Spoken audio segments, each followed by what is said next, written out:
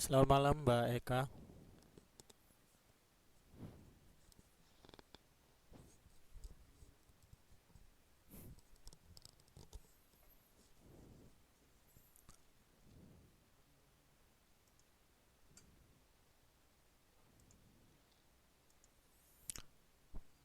Bagaimana kabarnya hari ini Mbak?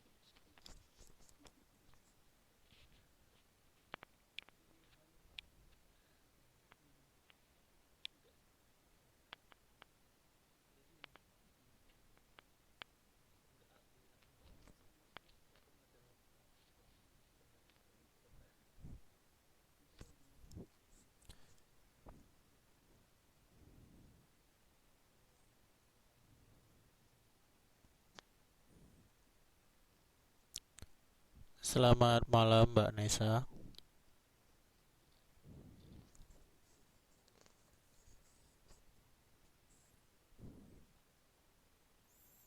Ya baru dua orang yang masuk. Kira-kira kemana yang lain ya?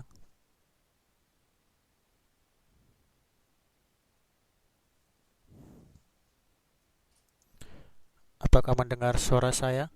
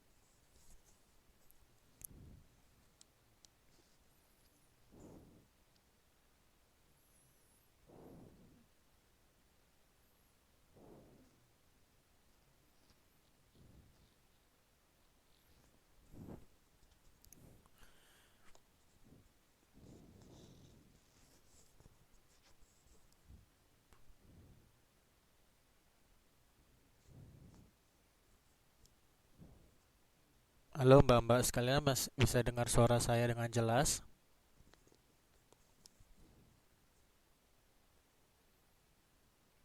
Bisa dengar suara saya dengan jelas, Mbak Nesa? Nggak ada suaranya?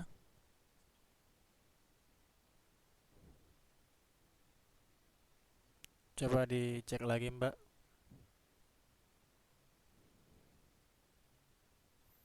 Karena saya lihat di rekaman saya bersuara mbak. Suara saya terekam.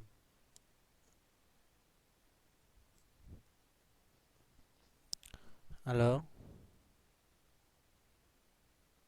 Halo?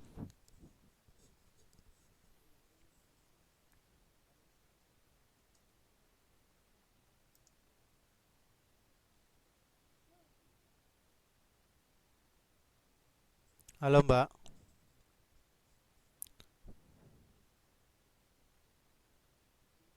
Halo? Bisa dengar saya mbak?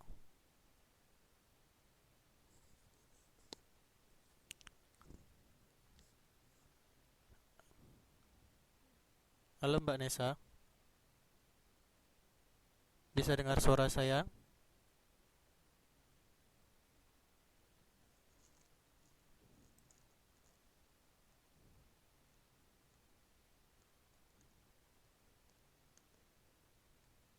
Halo?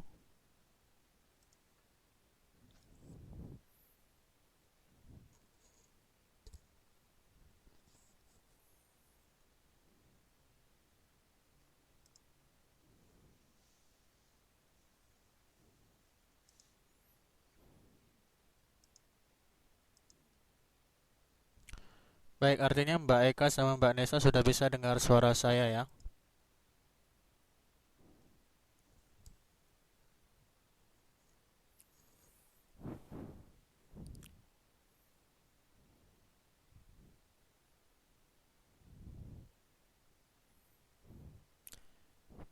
Baik, sebelum kita mulai pelajaran kita dan sambil menunggu kawan-kawan yang lain, ada lebih baiknya kita perkenalan dulu ya.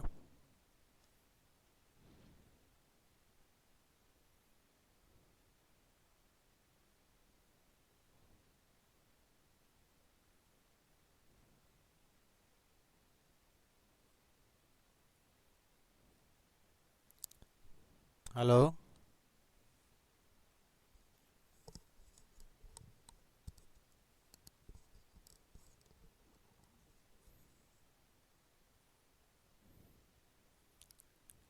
Ya, bagaimana Mbak Eka bisa perkenalkan dulu namanya, dari asalnya dari mana sekarang?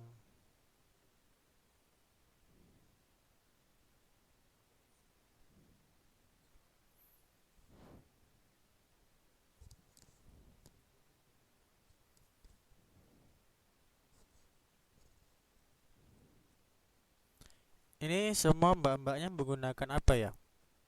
Device-nya maksudnya menggunakan handphone, tablet, atau menggunakan komputer atau laptop?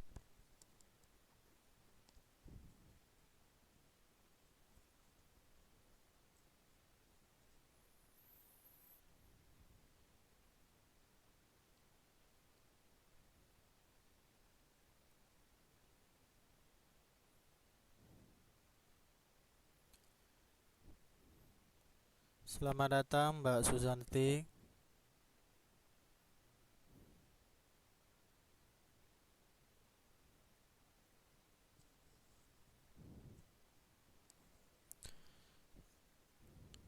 Lebih baik menggunakan headset ya Mbak ya, biar kedengaran suara saya lebih jelas sehingga proses belajar mengajar kita pun lebih efektif dan efisien.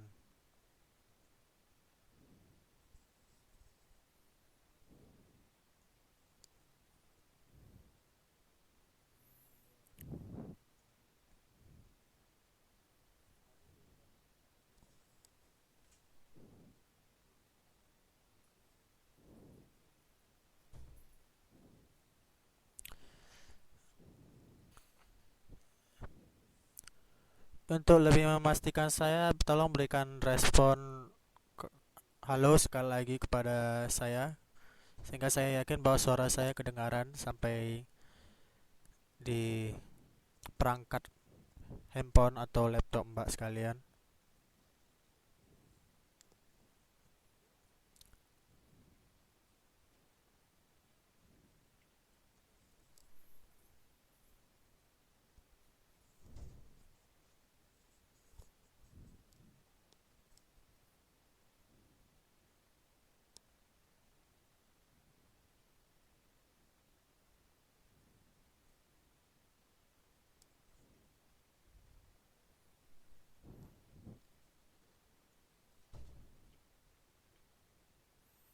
Ya, selamat malam Mbak Suzanti.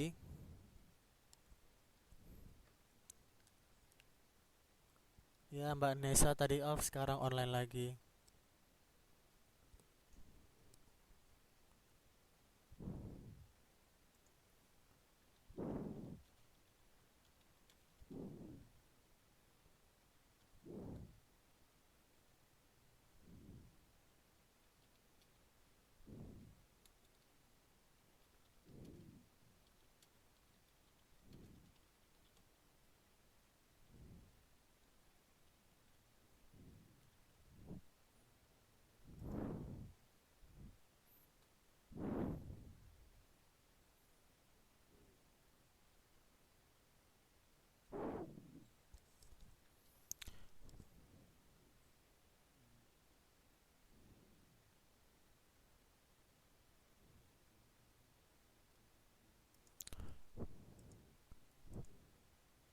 Halo, halo,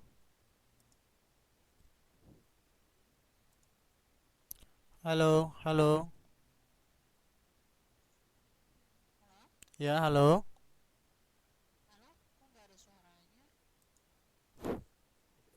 Nggak ada suaranya Mbak. Halo, halo ya.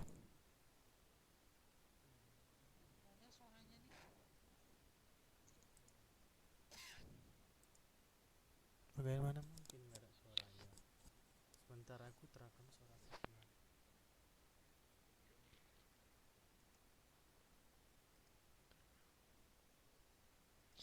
Ini mungkin masalah jaringan ya Mbak ya. Waktunya sudah 16 menit.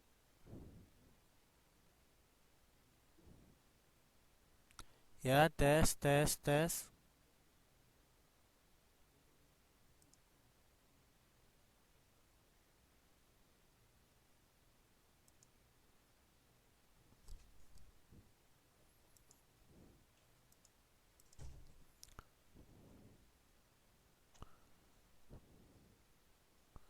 Ya, tes, tes.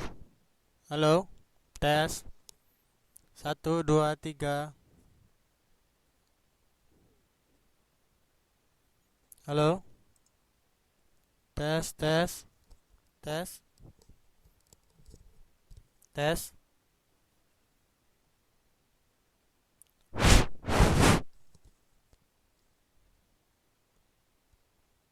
Halo,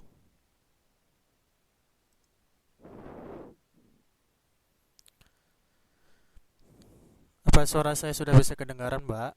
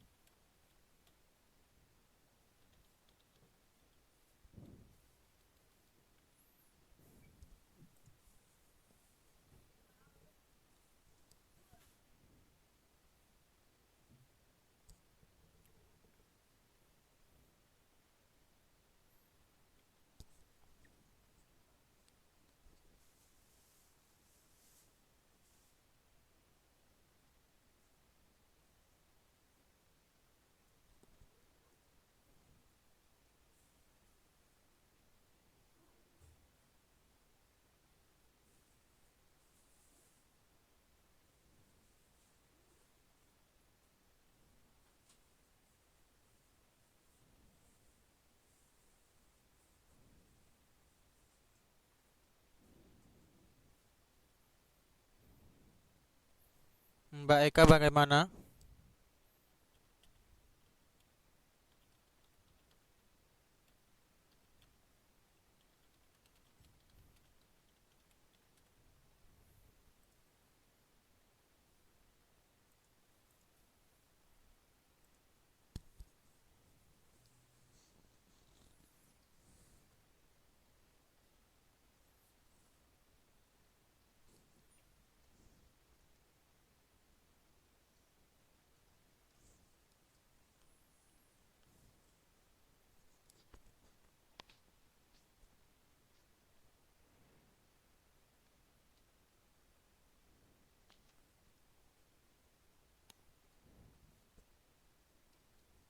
Halo Mbak Eka, apa kedengaran suara saya Mbak?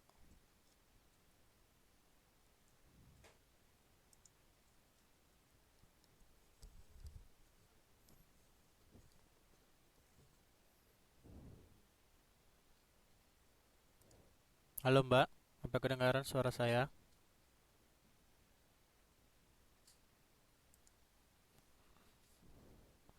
Tidak kedengaran tapi bisa dibalas ya Mbak.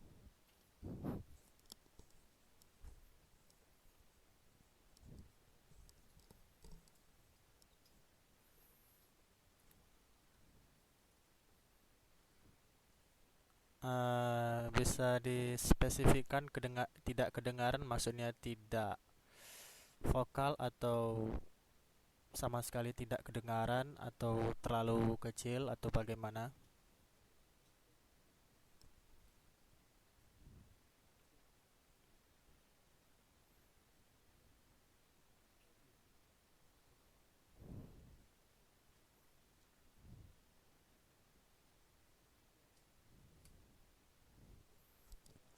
Ini kok nggak kedengaran kayak mana?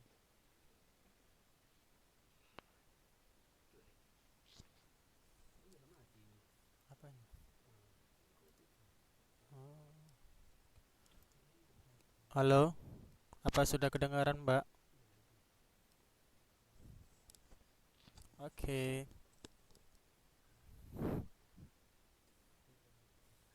udah ya. Oke, berarti baru 3 orang yang datang ya, Mbak-mbak sekalian. Oke, baik bisa kita mulai saja karena sudah menghabiskan waktu sekitar 22 menit. Jadi,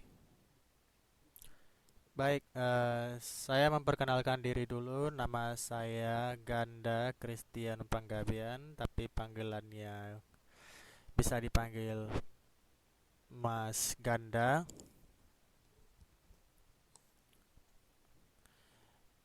Pada saat ini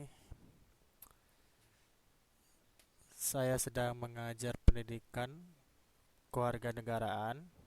Bagaimana Mbak Suzanti? Apakah kekecilan suaranya?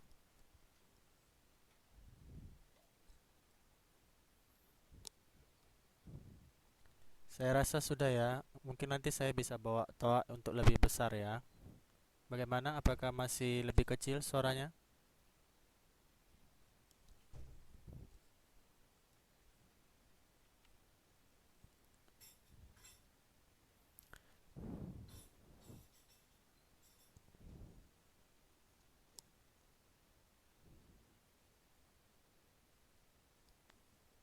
Halo,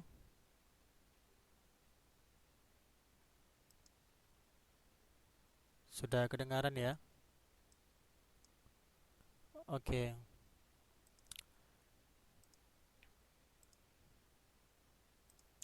Baik, jadi Mbak-mbak sekalian dari angkatan 4 untuk semester 1 pada malam ini kita akan mempelajari dan berdiskusi tentang bab 1 Pendidikan Pancasila dan Kewarganegaraan, yakni napak tilas penegakan hak azazi manusia di Indonesia.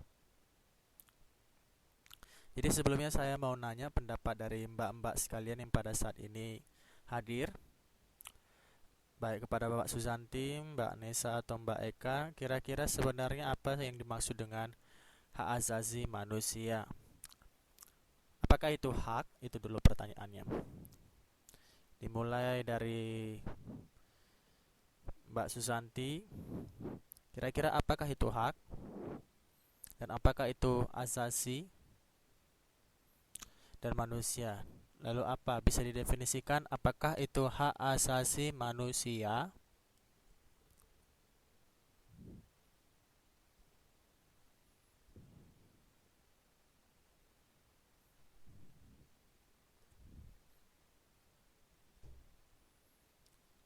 Halo Mbak Susanti, masih ada di sana? Atau bagaimana pendapat dari Mbak Nesa?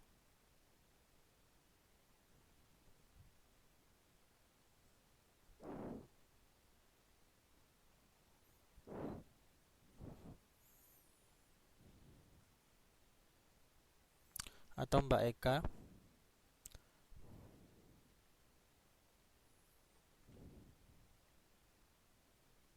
Baik, jika tidak ada ya langsung saja kita mulai. Jadi kita mempelajari tentang napaktilas penegakan hak asasi manusia di Indonesia. Oh ya, Mbak Eka menjawab tentang keyakinan manusia. Sedangkan Mbak Nesa menjawab hak asasi sejak ia ada di dalam kandungan. Dan Mbak Eka menambahi pernyataan sebelumnya tentang bahwa hak asasi manusia ialah keyakinan manusia dari lahir.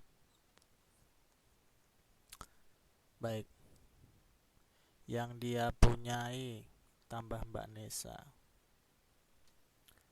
Jadi kurang lebih istilahnya dari Mbak Nesa sendiri adalah hak asasi sejak ia di dalam kandungan yang dia punyai. Itulah pengertian dari hak asasi manusia. Dan dari Mbak Eka sendiri menyatakan bahwa hak asasi manusia adalah keyakinan manusia yang dia punyai. Nah, kita tinggal menunggu apa dari Mbak Susanti ya nanti ya. Nah, demikianlah pengertian dari masing-masing Mbak yang mengartikan hak asasi manusia itu seperti apa. Baik, langsung saja. Kasus-kasus pelanggaran hak asasi manusia. Banyak kasus pelanggaran hak asasi manusia yang disebabkan karena manusia lebih mengedepankan hak daripada kewajiban asasinya. Pernahkah Anda mendengar atau membaca berita tentang kasus pelanggaran hak asasi manusia? Tentu saja bila Anda rajin mengikuti berita dari media elektronik atau ekonomi cetak, kasus-kasus pelanggaran HAM sangat sering kita dengar. Dari kasus-kasus yang kita temui, ya seperti pembunuhan ya. Kasus manakah yang menarik? Pelecehan, ya benar. Mbak Nesa menyatakan pembunuhan, Mbak Eka menyatakan pelecehan. Dan mengapa itu terjadi? Silakan Anda diskusikan dengan teman sebangku atau teman sekelas atau teman dalam kelas kita, angkatan 4 khususnya. Jadi mbak-mbak menyatakan contohnya itu seperti pembunuhan, itu merupakan kasus-kasus pelanggaran HAM. Imbuh Mbak Nesa ya. Lalu Mbak Eka turut menyatakan bahwa pelecehan juga termasuk dalam kasus-kasus pelanggaran hak asasi manusia. Nah, mengapa mbak-mbak sekalian menyatakan bahwa pembunuhan dan pelecehan merupakan suatu kasus pelanggaran hak asasi manusia? Coba saya kembali bertanya kepada mbak-mbak sekalian yang hadir pada hari ini.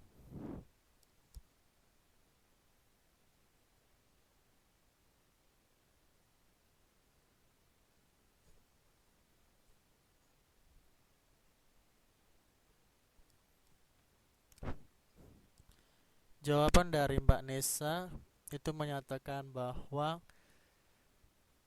karena setiap manusia berhak untuk hidup.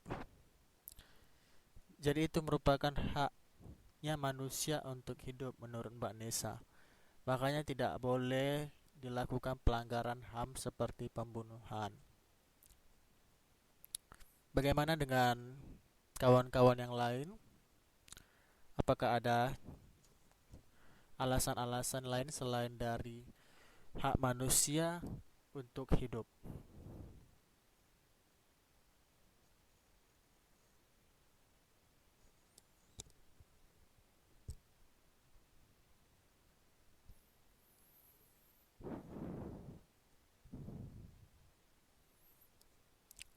Sepertinya tidak ada ya. Baik, jadi itu merupakan oke. Baik, saya ada lihat keterangan dari Mbak Eka nih yang menyatakan bahwa karena setiap manusia mempunyai keyakinan untuk menentukan pilihan hidup dalam kehidupan mereka. Oke, itu merupakan salah satu penjelasan dari sepertinya penjelasan dari Mbak Nisa ya. Kalau yang satu menyatakan berhak untuk hidup, yang satu menyatakan berhak untuk berkeyakinan atau menentukan pilihan. Jadi pertanyaannya, kalau dia punya pilihan, dia memilih untuk mati daripada hidup, itu pilihan atau tidak ya?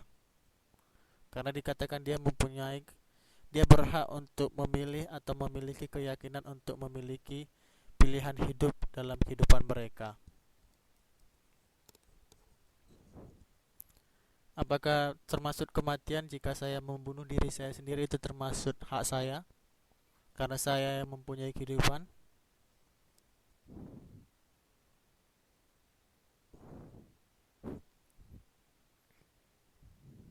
Baik, sepertinya terjadi kontradiksi pendapat antara Mbak Eka dengan Mbak Nesa ini. Oke, saya tanyakan kepada Mbak Nesa, kenapa Anda mengatakan eh, tidak? Dan kepada Mbak Eka, kenapa Anda mengatakan iya dan sambil tersenyum?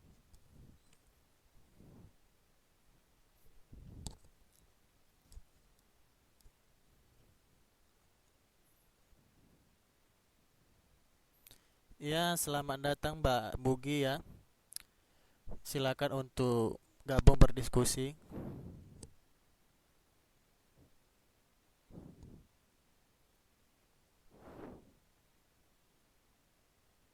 Ya, selamat malam Mbak. Baik, Mbak Eka menyatakan karena hak setiap orang itu berbeda-beda. Baik, saya pikir itu adalah hak Mbak ya untuk menjawab seperti itu. Ya, karena setiap orang memiliki hak untuk berpendapat ya, dan itu kembali lagi kepada orangnya. Dan Mbak Eka menambahkan bahwa itu tidak bisa diubah lagi. Mungkin jawaban-jawaban seperti ini memiliki pengalaman-pengalaman ya, karena kita menjawab suatu pertanyaan itu dengan banyak hal, tapi salah satunya itu adalah dengan pertimbangan pengalaman. Sementara Mbak Nesa sendiri menyatakan bahwa karena membunuh diri sendiri itu perbuatan yang tidak baik. Nah, seperti itu ya. Baik, kalau begitu kita lanjutkan pada slide selanjutnya. Bagian A, kasus-kasus pelanggaran hak asasi manusia. Nah, kisah Marsinah. Mungkin di antara mbak-mbak sekalian ada yang mengetahui sebenarnya Marsinah ini siapa? Apakah dia wanita atau apakah dia pria? Apa yang dilakukannya? Apa hubungannya dengan hak asasi manusia? Apa hubungannya dengan pembunuhan atau kasus pelanggaran hak asasi manusia? Lalu apakah dia termasuk salah satu korban atau apakah dia salah satu tersangka atau terdakwa? Ya, selamat datang Mbak Kesia ya. Silakan bergabung dengan kita yang ada di sini. Baik, cerita tragis yang dialami Sinah dimulai pada Ahad 9 Mei 1993. Sosok perempuan muda berambut lebat itu ditemukan tak bernyawa lagi di sebuah lokasi dekat tempat tinggalnya di desa Wilingan, Nganjuk. Kala itu kondisi tubuh Sina amat mengenaskan. Sekujur tubuh penuh luka parah plus tulang panggung yang patah. Desas-desus langsung menggentak sesama rekan kerja. Beredar kabar kemudian Sinah tewas dibunuh gara-gara terkait demonstrasi buruh yang terjadi di PT CPS. Usut punya usut, unjuk rasa para buruh dipicu sebuah surat oleh edaran gubernur setempat.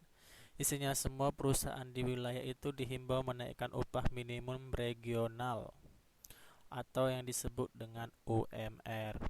Walau kebijakan itu sudah dikeluarkan, PT CPS memilih bergeming perusahaan itu belum juga menaikkan UMR.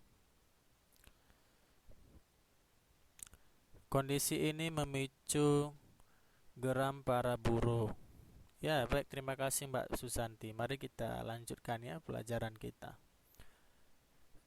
PT CPS memilih bergeming, perusahaan itu belum juga menaikkan UMR. Kondisi ini memicu geram para buruh. Tepat pada Senin 3 Mei 1993, sebagian besar karyawan PT CPS berunjuk rasa dengan cara mogok kerja. Aksi ini berlanjut hingga keesokan harinya, namun menjelang Selasa siang, manajemen perusahaan dan pekerja berdialog dan menyepakati sebuah perjanjian. Intinya perusahaan akan mengabulkan permintaan karyawan dan membayar upah sesuai UMR. Sepanjang lalu persoalan antara perusahaan dan karyawan seolah terselesaikan. Tapi pada keesokan harinya sebanyak 13 orang karyawan dipanggil ke markas komando distrik setempat dan diminta untuk mengundurkan diri dari PT CPS.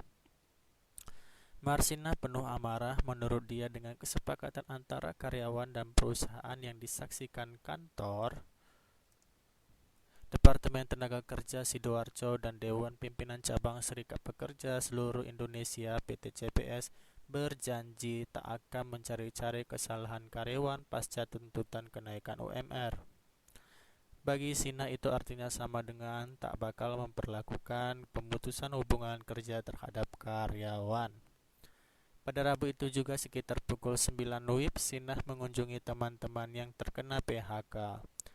Usai beranjang sana seraya menyampaikan keprihatinannya, perempuan lajang ini berpisah di dekat Tugu Kuning di Sidoarjo. Sebagai kalimat perpisahan saat itu, Sinah kembali menegaskan tak bisa menerima keputusan PHK bagi rekan-rekannya tadi. Tak hanya itu, Sinah berjanji bakal menyelesaikan persoalan tersebut ke pengadilan. Terhitung sejak Rabu malam itulah keberadaan Marsina seolah lenyap di telan gelap malam. Tepat 8 hari kemudian, 9 Mei 1993, tersebar kabar kalau Sinah ditemukan tewas secara tak wajar. Kasus ini sontak disorot media massa nasional. Sempat disebut-sebut kematian sosok yang kini menjadi nama sebuah jalan di Nganjuk itu melibatkan tentara. Polisi tentu tak tinggal diam. Berdasarkan hasil penyelidikan, tercetak 9 nama yang berasal dari susunan kepemimpinan dan pemilik PT CPS sebagai tersangka pelaku penganiayaan Marsina dalam persidangan di tempat pengadilan negeri dan tingkat banding. Kesembilan orang tadi dinyatakan bersalah dan dijatuhi hukuman. Tapi kenyataannya persidangan naik ke tingkat kasasi Mahkamah Agung. Semua tersangka malah dibebaskan demi hukum. Pada dasarnya ada kesalahan prosedur dalam kasus ini. Semenjak itulah pengusutan kasus Marsina belum menunjuk titik terang, bahkan seakan terlupakan. Pada masa pemerintahan Presiden Abdurrahman Wahid, kasus Sina sempat dibicarakan kembali. Bahkan Gus Dur, panggilan akrabnya saat itu, meminta agar kasus Marsina kembali diusut. Keinginan senada pun dikemukakan Komisi Komnas HAM saat bertemu Presiden Megawati Soekarno Putri. Sekitar pertengahan April 2002, menurut Komnas HAM, Megawati sepakat membuat dan mengusut ulang kasus Marsina. Baik, mari kita bayangkan sejenak bahwa kasus Marsina mungkin adalah satu dari 1.000 atau berjuta-juta masalah pelanggaran hak asasi manusia yang secara khususnya ada di Indonesia.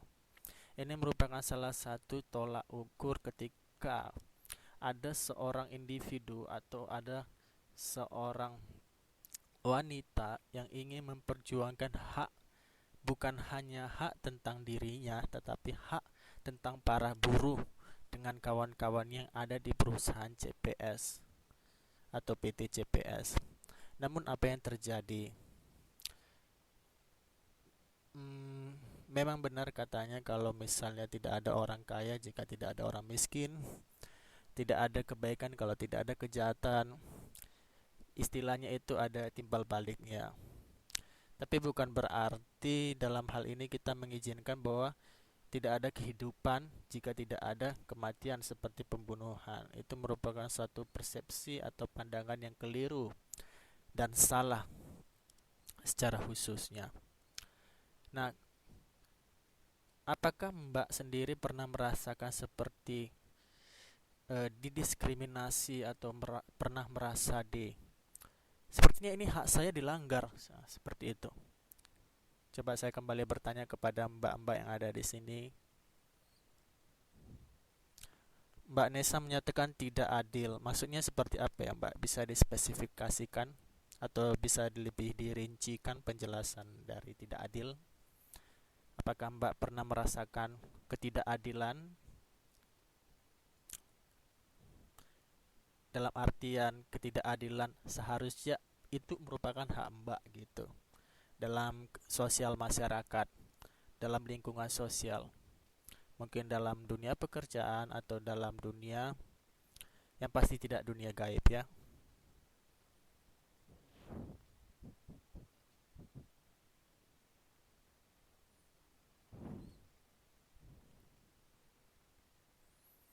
Baik, mungkin halo ya.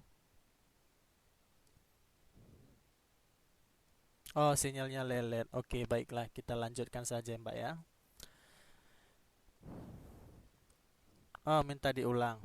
Baik, baik, saya akan ulang. Pertanyaan saya, dari sisi mana Mbak merasa ketidakadilan itu menghampiri Mbak seperti itu? Apakah seharusnya Mbak mendapatkan hak tetapi hak Mbak itu dirampas?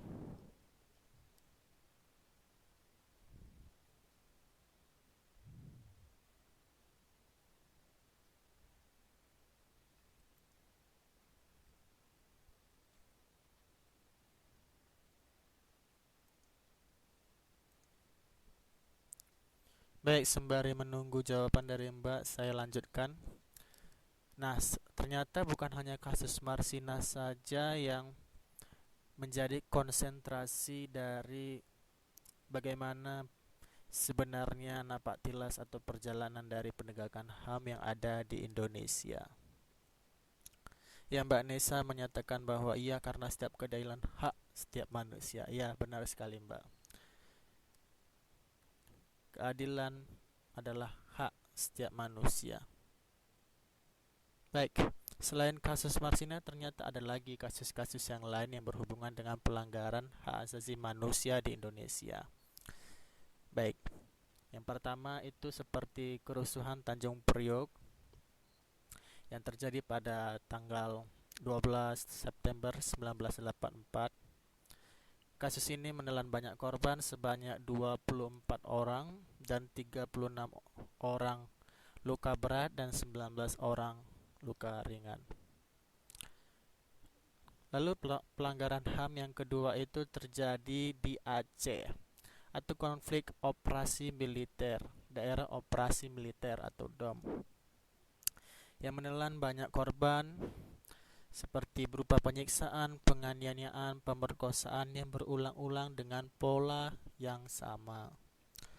Lalu sepanjang tahun 80-an, dalam rangka menanggulangi aksi-aksi kriminal yang semakin meningkat, telah terjadi pembunuhan terhadap para penjahat secara misterius yang terkenal dengan istilah Petrus atau penembakan misterius. Saya rasa mbak-mbak sekalian mengetahui tentang Petrus ya, penembakan misterius. Nah, selanjutnya itu ada penembakan mahasiswa di Universitas Trisakti yang pernah terjadi pada tahun 1998, 12 Mei. Dan bisa kita lihat bersama-sama beberapa korban diantaranya yaitu Heri Hartanto, Ola Mulyana Lesmana, dan sebagainya, bisa dilihat di buku kita ya, di e-book. Nah, selanjutnya itu tragedi Semanggi pertama yang terjadi pada tahun 1998, 13 November. Ya, dalam kasus ini terdapat 5 korban. Lalu kemudian terjadi lagi tragedi Semanggi 2, yakni pada tahun 1999 September 24, yang juga memakan korban 5 orang. Lalu selanjutnya adalah pembunuh Munir, yaitu aktivis hak asasi manusia di Indonesia. Dia merupakan salah satu dari sekian aktivis yang paling tidak memiliki pengaruh yang kuat, dan dia menjadi korban pembunuhan pada tahun 2004 tanggal 7 September. Munir tewas dalam perjalanan udara dari Jakarta ke Amsterdam. Munir tewas akibat racun arsenik yang kadarnya sangat mematikan. Lalu bagaimana perlindungan dan pemajuan dari hak asasi manusia itu sendiri?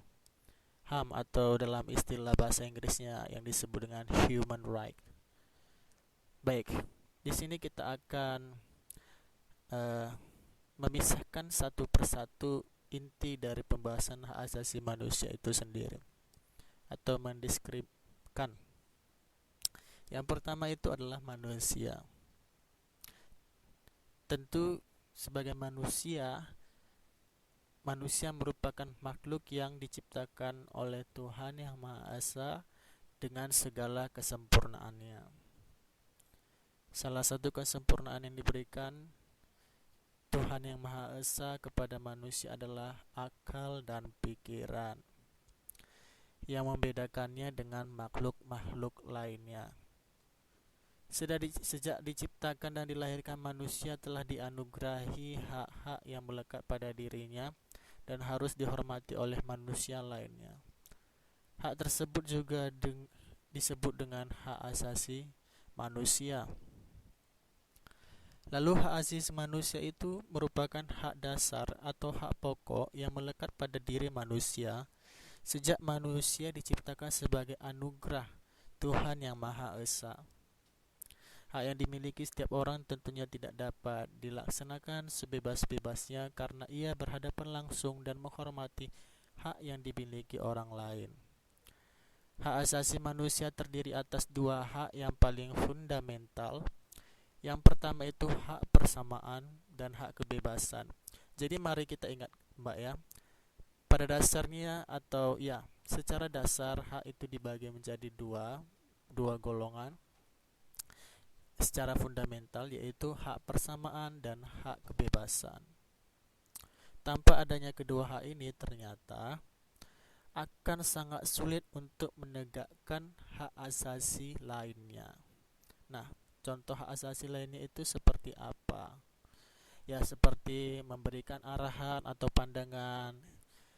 Mungkin saya yakin dan percaya bahwa kita semua ketika berdiskusi dengan teman-teman yang lainnya memiliki pandangan pribadi, dan ketika kita mengutarakan pandangan atau opini kita, terkadang terjadi konflik. Ya, hak sama berpendidikan, ya itu tepat sekali Mbak. Jadi pendidikan juga merupakan hak yang harus disetarakan, harus sama. Nah, lalu menurut Undang-Undang Republik Indonesia Nomor 39 Tahun 1999 tentang Hak Asasi Manusia, pasal 1 menyebutkan bahwa, jadi Mbak sekalian, setiap dari poin yang saya berikan atau saya utarakan saat ini terdapat soal. Jadi soal-soal itu akan dapat dijawab jika mbak-mbak fokus dengan penjelasan-penjelasan atau poin-poin yang saya berikan pada saat ini. Jadi saya minta perhatian dari mbak-mbak untuk lebih serius dan lebih fokus ya mbak ya. Jika ada kendala suara tidak jelas atau bagaimana, bisa langsung konfirmasikan ke saya segera, kecuali masalah sinyal. Baik, saya lanjutkan. Ternyata Republik Indonesia memiliki undang-undang yang mengatur tentang hak asasi manusia. Terdapat di nomor 39 tahun 99 pasal 1, menyatakan bahwa HAM adalah seperangkat yang melekat pada manusia sebagai makhluk Tuhan yang Maha Esa dan merupakan anugerahnya yang wajib dihormati, dijunjung tinggi, dilindungi oleh negara, hukum, pemerintah, dan setiap orang demi kehormatan serta perlindungan harkat dan martabat manusia. Jadi, selain Tuhan yang ingin melindungi, ternyata negara juga wajib melindungi. Hukum juga wajib melindungi, pemerintah juga wajib melindungi, dan setiap orang termasuk kita yang ada pada saat ini wajib untuk melindungi hak asasi manusia dan wajib juga untuk menghargai hak asasi dan martabat manusia yang lainnya. Nah, berdasarkan rumusan-rumusan hak asasi manusia tersebut di atas, dapat disimpulkan bahwa hak asasi manusia merupakan hak yang melekat pada diri manusia yang bersifat kodrati, fundamental sebagai suatu anugerah Tuhan yang Maha Esa yang harus dihormati, dijaga, dilindungi oleh setiap individu, masyarakat, atau negara. Nah, dalam penerapannya HAM tidak dapat dilepaskan dari kewajiban asasi manusia dan tanggung jawab asasi manusia. Ketiganya merupakan keterpaduan yang berlangsung secara seimbang bila ketiga unsur asasi yang melekat pada setiap individu manusia, baik dalam tatanan kehidupan pribadi, kemasyarakatan,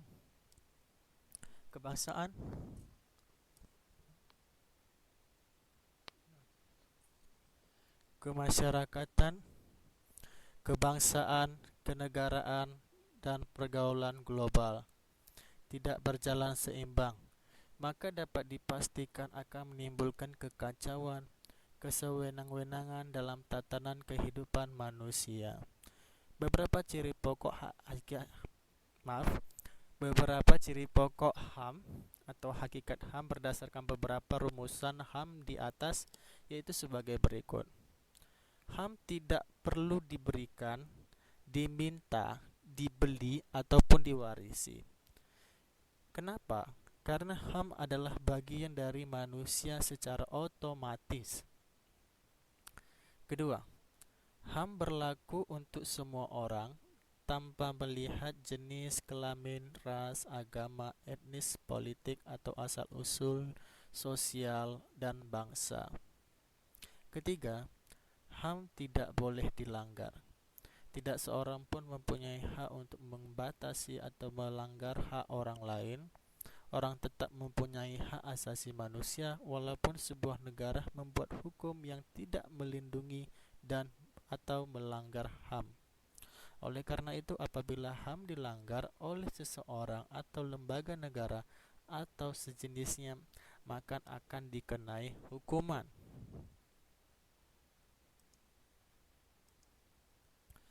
Nah, ternyata jenis hukuman seperti apa? Jika suatu negara tidak mengindahkan atau tidak mengizinkan adanya pemeliharaan dan perlindungan hak asasi manusia, malah membolehkan misalnya untuk melanggar hak asasi manusia, siapakah yang berhak untuk untuk memberi hukuman? Iya, dipenjarakan. Oleh siapa? Dia oleh karma itu sendiri ya. Jadi karma itu berlaku bagi siapa saja yang ada di dunia. Baik, selanjutnya 2. Upaya pemajuan hak asasi manusia di Indonesia. Berikut adalah periode-periode tentang pemajuan hak asasi manusia yang ada di Indonesia. Ya benar Mbak Nesa, penjara yang melanggar hukum. Baik, kita lanjutkan. Periode tahun 1945 sampai 1950.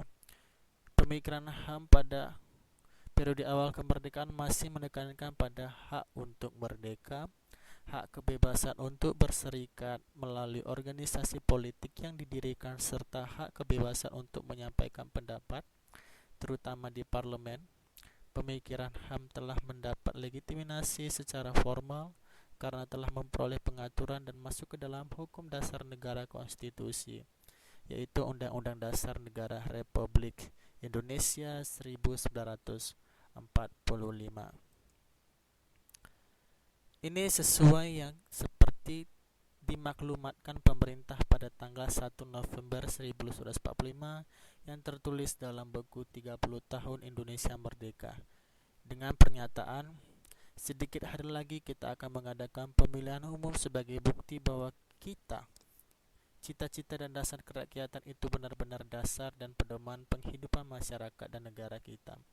Mungkin sebagai akibat pemilihan itu, pemerintah akan berganti dan undang-undang kita akan disempurnakan menurut kehendak rakyat yang terbanyak. Langkah selanjutnya memberikan keleluasaan kepada rakyat untuk mendirikan partai politik sebagaimana tertera dalam maklumat pemerintah tanggal 3 November 1945 yang antara lain menyatakan sebagai berikut. Pemerintah menyukai timbulnya partai-partai politik karena dengan adanya partai-partai politik itulah dapat dipimpin ke jalan yang teratur sebagai aliran paham yang ada dalam masyarakat. 2. Pemerintah berharap partai-partai itu telah tersusun sebelum dilangsungkannya pemilihan anggota Badan Perwakilan Rakyat pada bulan Januari 1946. Lalu selanjutnya, pemerintah tanggal 14 November 1945 yang tertulis dalam buku 30 tahun Indonesia Merdeka dengan isi maklumat sebagai berikut. Pemerintah Republik Indonesia setelah mengalami ujian-ujian yang ketat dengan selamat dalam tingkatan pertama dari usahanya menegakkan diri, merasa bahwa saat sekarang sudah tepat untuk menjalankan macam-macam tindakan darurat guna menyempurnakan tata usaha negara dengan susunan demokrasi. Yang terpenting dalam perubahan-perubahan susunan kabinet baru itu ialah tanggung jawab yang ada di dalam tangan menteri. Lalu periode tahun 1950 sampai 1959. Seperti yang dikemukakan oleh Profesor Bagin Manan dalam buku Perkembangan Pemikiran Pengaturan HAM di Indonesia yang menyatakan bahwa pemikiran dan aktualisasi hak asasi manusia pada periode ini mengalami pasang dan menikmati bulan madu kebebasan. Nah, ada indikatornya ternyata. Ada poin indikatornya menurut ahli hukum tata negara ada 5 aspek. Yang pertama, semakin banyak tumbuh partai-partai politik dengan beragam ideologi masing-masing. Yang kedua, kebebasan pers sebagai salah satu pilar demokrasi betul-betul menikmati kebebasannya. Yang ketiga, pemilihan umum sebagai pilar lain demokrasi harus berlangsung dalam suasana kebebasan atau fair atau adil dan demokratis. Yang keempat, parlemen atau Dewan Perwakilan Rakyat sebagai representasi dari kedaulatan rakyat menunjukkan kinerja dan kelasnya sebagai wakil rakyat dengan melakukan kontrol yang semakin efektif terhadap eksekutif. Kelima, wacana dan pemikiran tentang hak asasi manusia mendapatkan iklim yang kondusif sejalan dengan tumbuhnya kekuasaan yang memberikan ruang kebebasan. Selanjutnya periode tahun 1959 sampai 1966. Periode ini sistem pemerintahan yang berlaku adalah demokrasi terpimpin sebagai reaksi penolakan parlementer. Pada sistem ini demokrasi terpimpin kekuasaan terpusat dan berada seutuhnya di tangan presiden. Akibat demokrasi sistem terpimpin, presiden melakukan tindakan inkonstitusional atau melawan konstitusi atau peraturan atau melawan hukum dasar negara itu sendiri, baik pada tataran suprastruktur politik maupun dalam tataran infrastruktur politik. Suprastruktur itu adalah yang melengkapi infrastruktur politik yang dilengkapi. Dalam kaitan dengan hak asasi manusia telah terjadi pemasungan hak asasi manusia. Contohnya, hak sipil dan hak politik seperti hak untuk berserikat, berkumpul, dan mengeluarkan pemikiran dengan tulisan. Dengan kata lain, telah terjadi restriktif atau pembatasan ketat oleh kekuasaan terhadap hak sipil dan hak politik warga negara atas nama Soekarno terhadap sistem demokrasi. Periode tahun 66 sampai 98. Setelah terjadinya peralihan pemerintahan dari Soekarno ke Soeharto, ada semangat untuk menegakkan hak asasi. Pada masa awal periode ini telah diadakan berbagai seminar tentang HAM. Salah satunya seminar tentang HAM yang dilaksanakan tahun 1967 yang merekomendasikan gagasan tentang perlunya pembentukan pengadilan HAM, pembentukan komisi pengadilan HAM untuk wilayah Asia. Selanjutnya pada tahun 1968 diadakan Seminar Nasional Hukum II yang merekomendasikan perlunya hak asasi, hak uji material atau judicial review guna melindungi HAM. Jadi hak uji materi itu merupakan hak untuk menguji setiap isi atau setiap kata atau bagian yang direkomendasikan dalam Seminar Nasional Hukum II, yang pada akhirnya berguna untuk melindungi hak asasi manusia itu sendiri. Baik, Ketua MPRS A.H. Nasution yang berkaitan dengan hak asasi manusia dalam pidatonya menyatakan sebagai berikut. Isi hakikat daripada piagam tersebut adalah hak-hak yang dimiliki oleh manusia sebagai ciptaan Tuhan yang dibekali dengan hak-hak asasi yang berimbalan dengan kewajiban dalam pengabdian sepenuhnya kepada Tuhan Yang Maha Esa. Manusia melakukan hak-hak dan kewajiban-kewajibannya dengan hubungan yang timbal balik, seperti antar manusia dengan manusia, antara manusia dengan bangsa, negara, dan tanah air, antar bangsa. Lalu konsepsi HAM itu sesuai dengan kepribadian Pancasila yang menghargai hak individu dengan keselarasan dengan kewajiban individu terhadap masyarakat. Sementara itu pada sekitar awal tahun 1970-an sampai periode akhir 1980-an, persoalan hak asasi manusia di Indonesia mengalami kemunduran karena HAM tidak lagi dihormati, dilindungi, dan ditegakkan. Pemikiran penguasa pada masa ini sangat diwarnai oleh sikap penolakan terhadap HAM sebagai produk Barat dan individualistik serta bertentangan dengan paham kekeluargaan yang dianut oleh bangsa Indonesia. Pemerintah pada masa ini bersifat mempertahankan produk hukum yang umumnya membangun pelaksanaan HAM. Maksudnya pada masa ini yaitu pada era Orde Baru.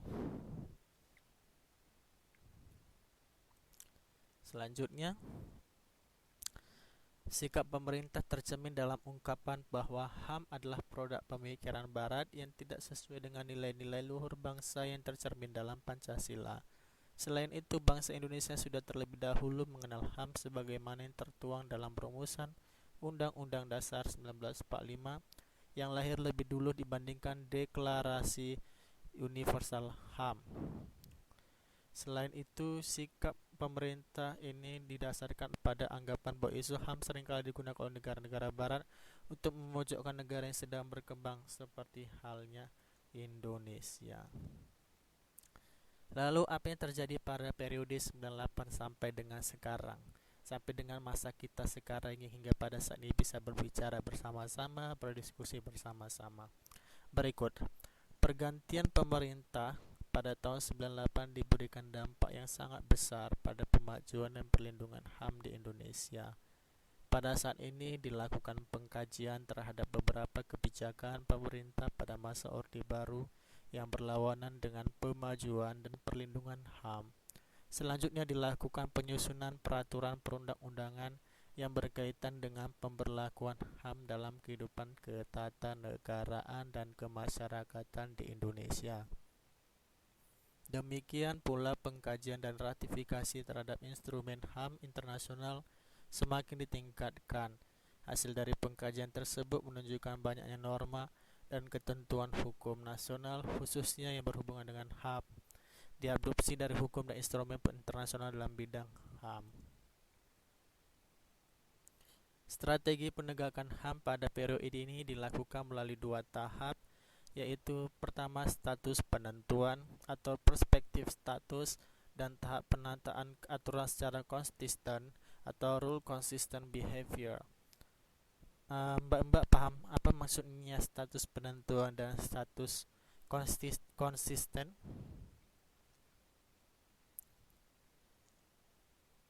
Jadi status penentuan ini adalah bagaimana sebenarnya status dari penegakan HAM itu sendiri. Lalu jika peraturan atau perlindungan yang diberikan oleh seperti undang-undang atau konstitusi negara yang berhubungan tentang HAM, apakah kita dapat mempertahankan secara konsisten penataan tahap tersebut? Lalu pada tahap status penentuan atau perspektif status telah ditetapkan beberapa ketentuan perundang-undangan tentang HAM seperti yang amandemen Konstitusi Negara, Undang-Undang Dasar Republik Indonesia tahun 1945, lalu ketetapan MPR, lalu undang-undang, lalu peraturan pemerintah dan ketentuan perundang-undang lainnya.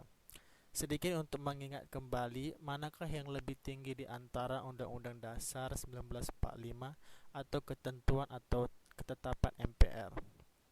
Jadi mari, jika pada masa Orde Baru ketetapan MPR lebih tinggi daripada undang-undang, maka pada sekarang ini era reformasi adalah Undang-Undang Dasar sebagai landasan negara dan sebagai konstitusi negara, sebagai landasan hukum negara dan sebagai pandangan hidup bangsa. Ia merupakan landasan tertinggi dari hukum dan ideologi bangsa negara itu sendiri. Nah, lalu yang kedua ketetapan MPR, lalu undang-undang. Undang-undang merupakan penjelasan dari Undang-Undang Dasar itu sendiri, lalu peraturan pemerintah, lalu peraturan pemerintah daerah. Selanjutnya, adapun tahap penataan aturan secara konsisten atau rule consistent behavior mulai dilakukan pada masa pemerintahan Presiden Habibie.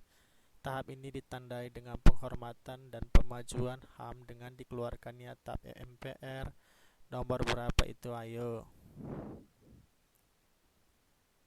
Nomor 17 tahun 98 tentang hak asasi manusia dan disahkannya atau diratifikasi sejumlah konvensi HAM, yaitu konvensi menentang penyiksaan dan pemberlakuan kejam lainnya dengan Undang-Undang Nomor 5 Tahun 1999. Untuk lebih lengkapnya, saya menyarankan dan menghimbaukan kepada mbak-mbak sekalian untuk membaca e-book yang telah saya berikan kepada teman-teman sekalian. Nah, perlindungan dan pemajuan hak asasi manusia. Pertama, tentang persiapan pengesahan perangkat internasional di bidang HAM, diseminasi informasi dan pendidikan HAM, penentuan skala prioritas pelaksanaan HAM, pelaksanaan isi perangkatan internasional di bidang HAM yang telah diratifikasi melalui perundang-undangan nasional. Itu semua merupakan program dari Rencana Aksi Nasional Hak Asasi Manusia yang diselenggarakan pada tahun 98 tanggal 15 Agustus. Jadi ini merupakan dasar-dasar dari pelaksanaan rencana aksi nasional HAM. Saya ulangi sekali lagi, persiapan pengesahan perangkat internasional di bidang HAM. Ini merupakan dasar pertama. Kedua, diseminisasi informasi dan pendidikan bidang HAM, penentuan skala prioritas pelaksanaan HAM, pelaksanaan isi perangkat internasional di bidang HAM yang telah diratifikasi melalui perundang-undangan nasional. Baik, jadi persiapan pengesahan perangkat internasional di bidang HAM ini adalah bagaimana meratifikasi dari Konvensi Internasional tentang Hak Asasi Manusia dan Deklarasi Universal Internasional Hak Asasi Manusia. Untuk tentang sejarah atau bagaimana sebenarnya dibentuknya DUHAM, itu bisa saya sarankan untuk dicari di Google karena penjelasannya lebih rinci. Jadi sekitar tahun 1948 itu tentang DUHAM, sementara hak asasi manusia sudah dilahirkan oleh Pancasila pada tahun 1945, dan kita telah memiliki perjuangan terhadap HAM pada tahun 1945 dengan isi dari Undang-Undang Dasar bahwa kemerdekaan merupakan adalah hak segala bangsa, dan oleh sebab itu maka penjajahan di atas dunia harus dihapuskan karena tidak sesuai dengan peri kemanusiaan dan peri keadilan. Itu merupakan ide atau gagasan dari founding fathers kita dan juga rakyat Indonesia tentang ketidaksetujuan dan ketidakbenaran penjajahan, dan kemerdekaan adalah hak. Bukan hanya hak bangsa Indonesia saja, tapi merupakan hak segala bangsa. Lalu diseminisasi informasi dan pendidikan bidang HAM. Jadi diseminisasi itu merupakan seperti penggalakan dari informasi dan pendidikan bidang HAM itu sendiri. Lalu yang ketiga, penentuan skala prioritas. Jadi skala artinya ukuran, mana yang lebih diprioritaskan, mana yang lebih betul-betul diwajibkan untuk dilaksanakan dalam pelaksanaan HAM. Apakah perlindungan terhadap tenaga kerja Indonesia yang ada di luar negeri, atau apakah terhadap perempuan-perempuan di dalam negeri, contohnya terhadap janda-janda, atau kepada anak-anak yang terlantar atau yatim piatu, atau kepada orang yang tidak mampu. Apakah itu merupakan skala prioritas pelaksanaan HAM? Bagaimana? Coba saya ingin tanyakan kepada mbak-mbak sekalian. Mbak, kalau jika adalah satu kesempatan diberikan sebagai orang yang memiliki kepentingan dan peran di dalam negara, baik secara hukum maupun secara sosial, mana yang menjadi skala prioritas Mbak dalam melaksanakan hak asasi manusia? Di bidang apa?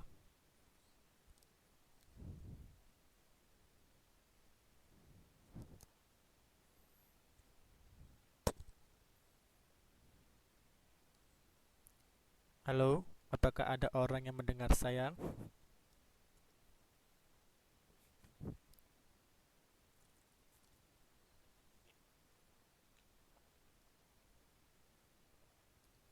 Baik, saya akan menyederhanakan kalimat saya. Jika Mbak diberikan hak atau diberikan suatu jabatan sebagai orang yang memiliki peran penting untuk pelaksanaan HAM, mana yang lebih Mbak prioritaskan untuk melaksanakan HAM di Indonesia?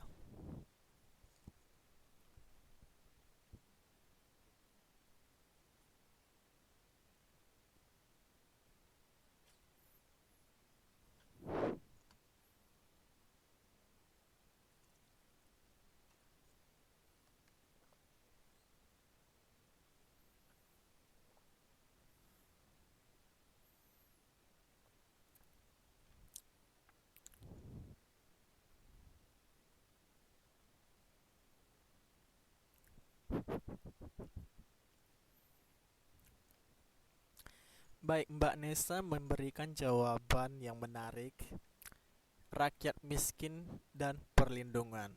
Tapi sepertinya kalimatnya terpotong, siapa yang dilindungi dan siapa yang dilindungi dan kepada siapa untuk melindungi. Dan jawaban dari Mbak Mugi juga menarik, perlindungan perempuan dan anak-anak. Mengapa harus perlindungan terhadap perempuan dan anak-anak? Pria apakah tidak perlu dilindungi?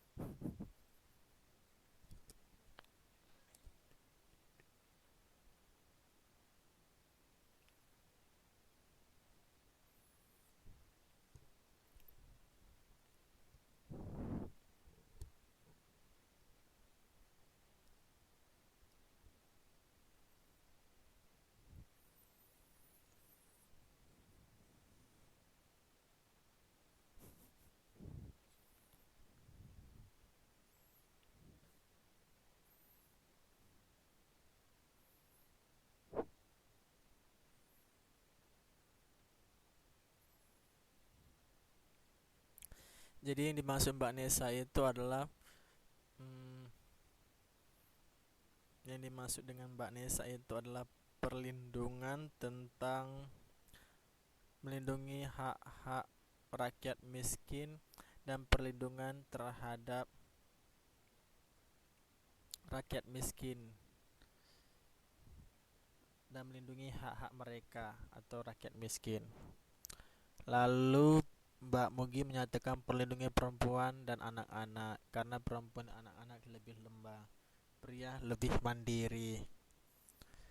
Lalu Mbak Keiza Chan menambahkan melindungi orang-orang yang tertindas. Jadi saya lebih semakin tertarik dengan pernyataan mbak-mbak sekalian atau kawan-kawan sekalian ketika menyatakan orang-orang yang tertindas, orang-orang yang miskin, perempuan dan anak-anak lebih lemah dan pria lebih mandiri. Pertanyaan saya begini kepada Mbak Mugi, apakah perempuan dalam pandangan Mbak itu adalah manusia yang lemah sejatinya, dan pria itu adalah manusia yang kuat sejatinya?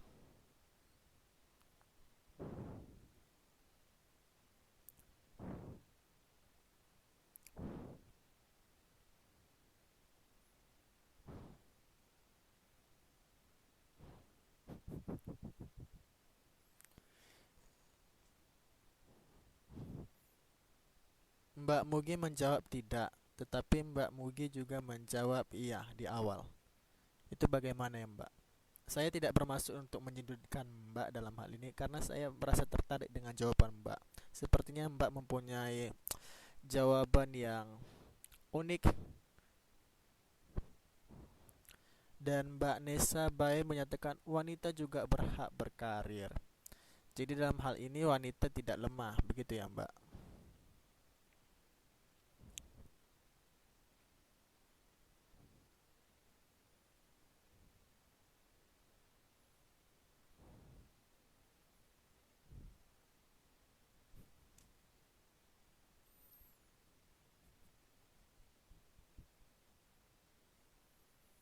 Oh, ternyata Mbak mungkin menjelaskan karena di Indonesia banyak kasus yang mendiskriminasikan kaum perempuan dan anak-anak. Oleh sebab itu Mbak Mugi menyatakan seperti apa yang dikatakan di awal, bahwa ia akan memprioritaskan pelaksanaan HAM pada perempuan dan anak-anak. Begitu juga dengan Mbak Nesa yang menyatakan wanita juga berhak untuk berkarir. Bukan hanya berhak, tapi memang itu pada dasarnya hak. Jadi tidak perlu ditekankan karena penekanannya sudah ada hak. Jadi manusia dan kita bersama-sama samakan persepsikan antara pria dan wanita itu sama-sama memiliki hak. Namun jika dikatakan perannya bisa saja berbeda. Jadi peran wanita di mana dan peran pria di mana. Dalam situasi tertentu peran-peran pria dan wanita itu tidak sama. Tapi secara umum pada dasarnya hak manusia adalah sama baik antara pria maupun wanita. Nah, lalu apa yang menjadi dasar dari Rencana Aksi Nasional Hak Asasi Manusia? Yang keempat, pelaksanaan isi perangkat internasional di bidang HAM yang telah diratifikasi melalui perundang-undangan nasional. Contohnya itu tadi seperti ketetapan MPR nomor 1 tahun 1999 tentang mendefinisikan apakah itu hak asasi manusia. Baik.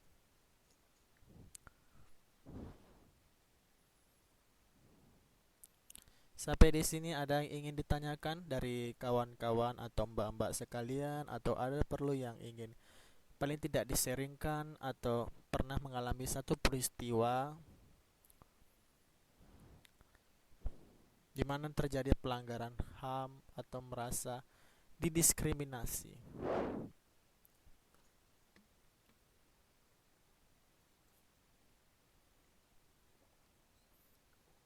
Ya, jawaban yang menarik Mbak Nesa. Itu yang dari tadi saya tunggu sebenarnya, yaitu mengenai TKI atau Tenaga Kerja Indonesia. Mengapa Mbak Nesa menyatakan ide demikian?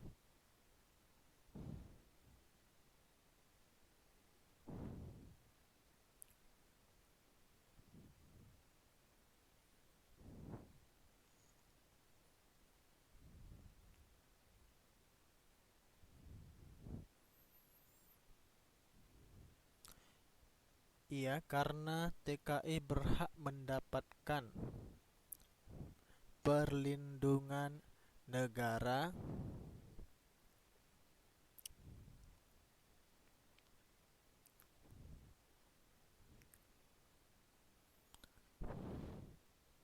Oh, maksud Mbak adalah TKI karena TKI berhak mendapatkan perlindungan negara.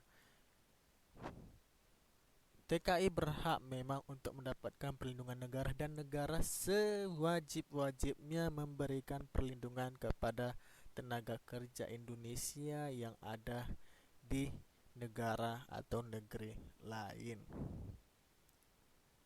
Namun pada kenyataannya saya tidak ingin mengajak kita untuk berpikir pesimis terhadap pemerintahan. Namun seperti yang kita rasakan, seperti yang kita lihat, dan seperti yang kita alami sendiri, bahwa pemerintah sepertinya belum maksimal untuk memberikan atau menjamin perlindungan kepada rakyat Indonesia yang ada di luar negeri.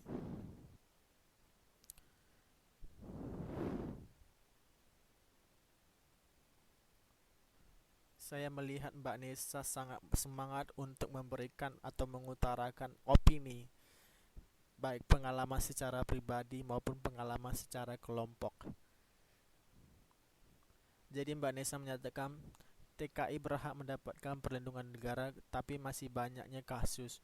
Karena dengan adanya TKI, penambahan devisa negara itu harus dilindungi, yang tidak didapatkan pada mereka. Hahaha. Saya tidak tahu kenapa Mbak banyak tertawa, tetapi pasti jawaban Mbak itu termasuk jawaban yang tepat. Artinya itu jawaban yang realistis. Benar, seperti saya katakan, TKI itu adalah pahlawan devisa negara. Oh, saya belum mengatakan di awal ya. Ya, saya nyatakan bahwa TKI merupakan pahlawan devisa negara. Jika dikatakan guru pahlawan tanpa tanda jasa, maka saya katakan TKI adalah pahlawan devisa negara, karena para TKI atau tenaga kerja Indonesia yang ada di luar negeri memberikan haknya. Maksud saya memberikan bantuan kepada negara melalui devisa. Ya, Mbak Mugi menambahkan bahwa hak kebebasan beragama juga masih ada diskriminasi. Hehehe. Ya, benar Mbak. Jadi tentang hak kebebasan beragama di Indonesia juga masih ada diskriminasi. Maka dari itu peran kita sebagai warga negara yang benar-benar sadar, benar-benar peduli terhadap bangsa dan negara, turut serta tidak harus menunggu tapi kita yang memberikan gerakan, kita yang memberikan aksi sampai ada reaksi dari masyarakat sebagai orang-orang yang memiliki berkat atau intelektual, atau dalam hal ini kaum-kaum terpelajar yang mengerti dan memahami arti diskriminasi. Lebih baik kita juga untuk menyadarkan masyarakat atau paling tidak lingkungan sekitar untuk seperti apa sih toleransi itu, seperti apa sebenarnya hidup berdampingan itu.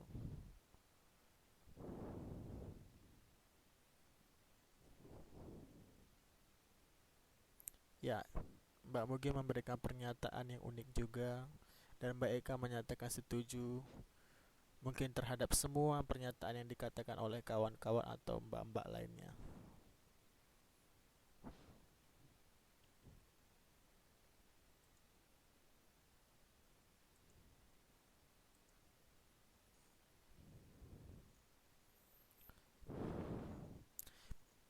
Baik, akan saya akhiri. Jadi untuk pertemuan pertama kita, saya telah menyiapkan latihan pertama pada bab pertama dengan subbab total 2 subbab.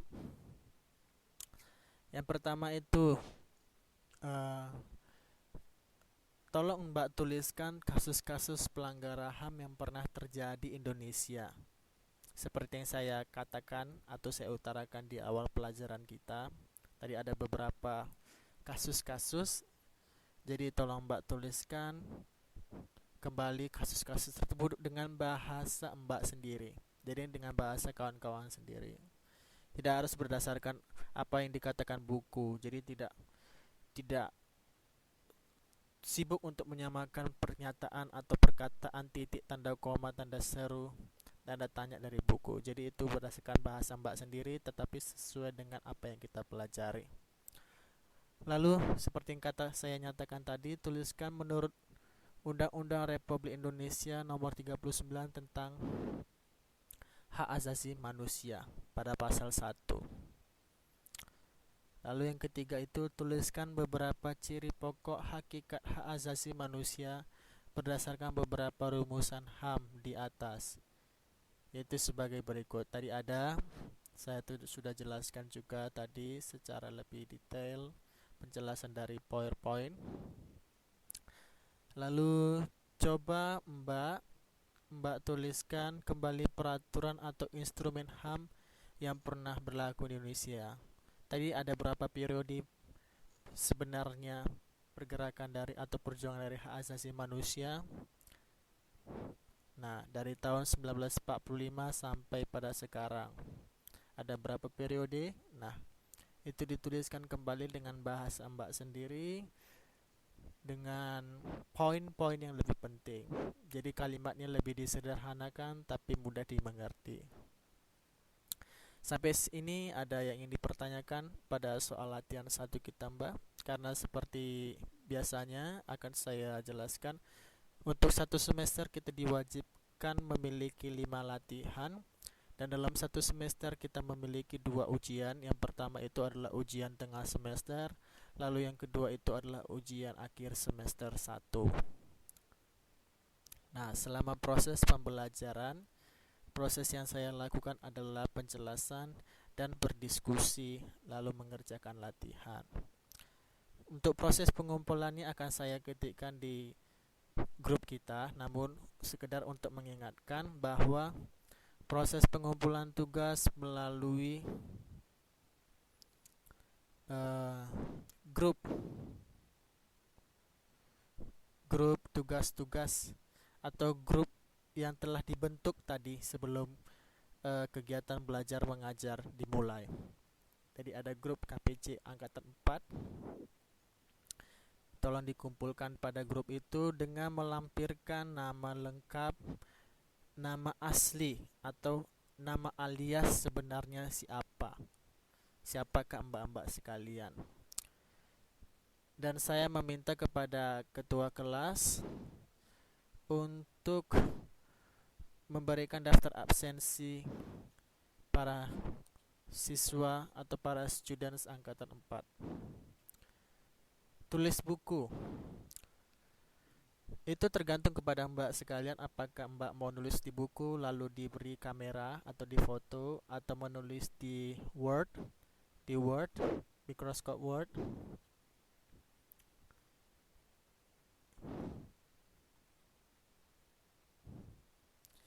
Ya, jadi eh, secara mandiri saya berikan kebebasan kepada Mbak-mbak sekalian untuk menulis latihan di mana.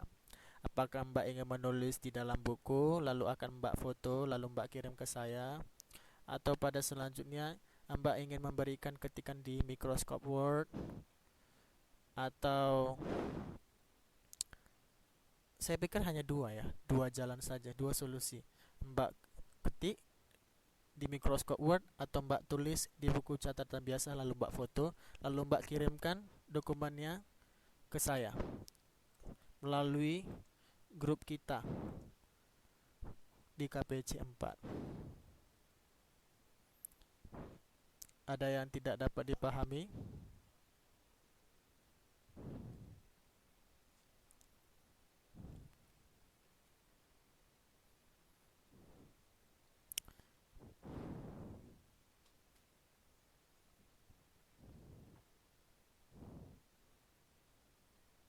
Baik, kalau tidak bisa melalui tulisan berarti melalui Microsoft Word.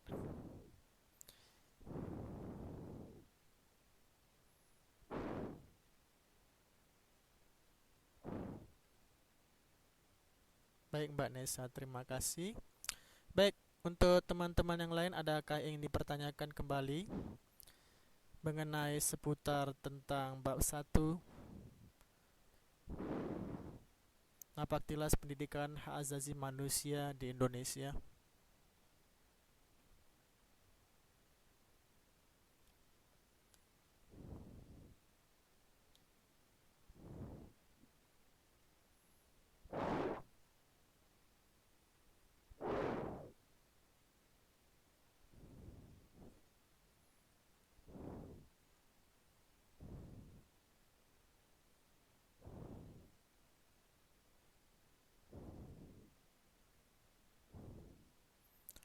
Kita masih mempunyai waktu sekitar 8 menit. Jika masih ada yang ingin ditanyakan, saya beri waktu dan tempat untuk bertanya.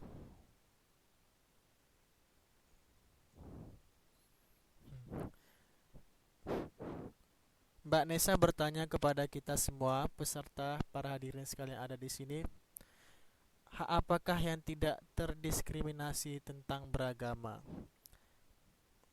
Bagaimana kawan-kawan yang lain? Mbak Nesa mempertanyakan bagaimana atau hak apakah yang tidak terdiskriminasi tentang agama?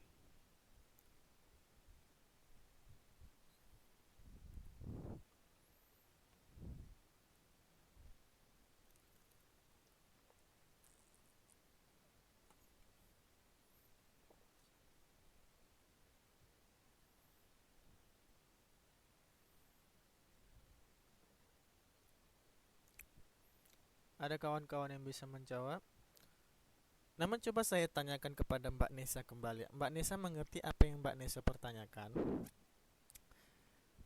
Karena saya sedikit kurang dapat mengartikan pernyataan dari Mbak Nesa sendiri tentang hak apakah yang tidak terdiskriminasi tentang beragama. Itu maksudnya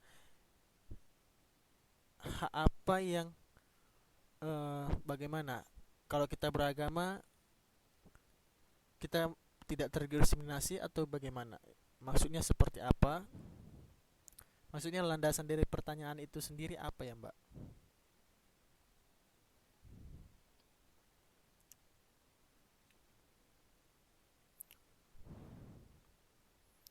Soalnya di Indonesia banyak adat agama berbeda.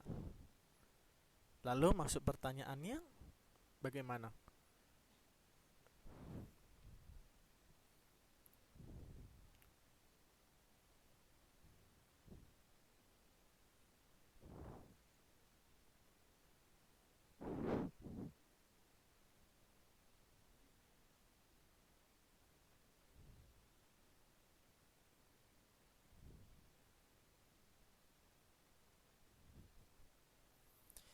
Ya, Indonesia memiliki hak memilih presiden. Lalu,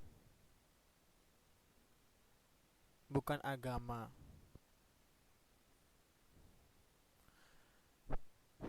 Oh, mungkin maksud Mbak begini. Apakah saya memiliki hak untuk memilih agama? Begitu Mbak pertanyaannya.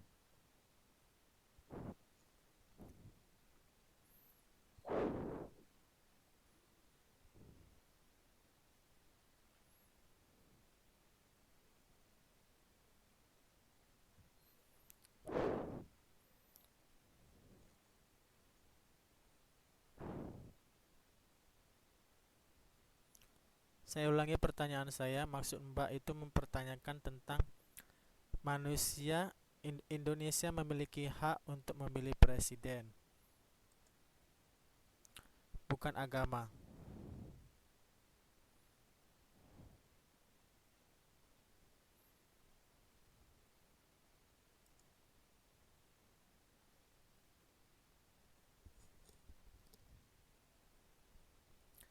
Baik, akan saya jawab pertanyaan Mbak karena waktu kita sekitar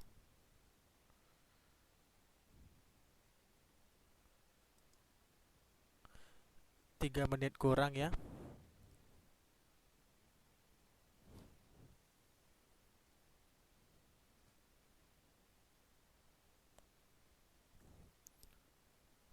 Oh, maksudnya Mbak bertanya tentang hak kebebasan beragama Indonesia juga masih diskriminasi.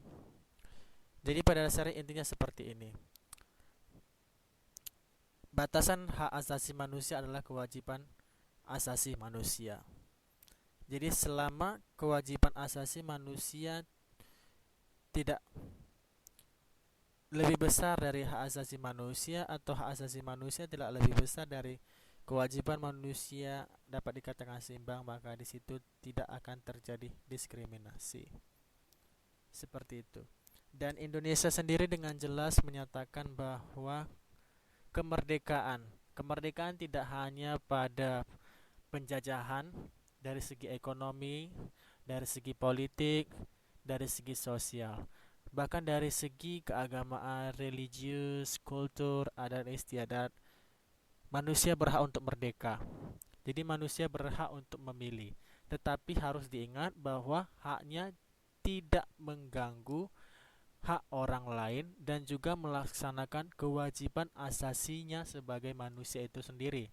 Apa kewajiban asasi manusia? Yang pertama paling mendasar adalah tidak mengganggu hak asasi manusia yang lain. Nah, untuk jawaban yang lebih lengkapnya mungkin Mbak kita bisa diskusikan pada pertemuan selanjutnya. Namun saya harap karena waktu kita sekitar 2 menit kurang, maka saya harap dapat uh, membuat Mbak sedikit mengerti tentang apa itu hak asasi manusia.